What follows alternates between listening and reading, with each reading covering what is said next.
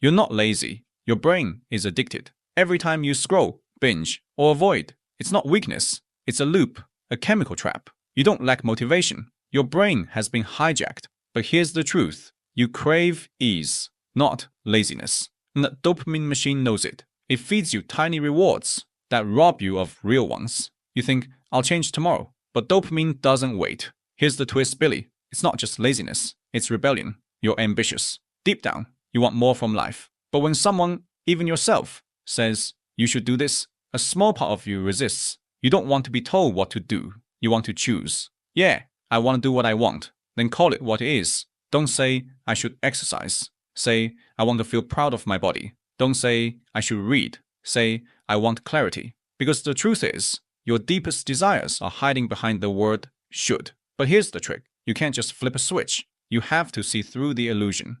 When you choose to do what's easy but meaningless, binge, scroll, distract, you're not really choosing. You're trapped, not by laziness, but by compulsion. So, what now? Now you wake up. You start noticing what actually makes you feel alive, fulfilled, not hyped, not distracted, fulfilled. And you start choosing those things again and again until your life slowly becomes something that feels good to live inside of. Not because you should, but because you want to. No more shame. No more waiting for motivation. No more chasing what feels good now and feels terrible later. Choose the things that feel good afterward. That's how you know they're real. You don't need willpower. You need clarity. And once you have it, life starts to feel better. Not easier, but better.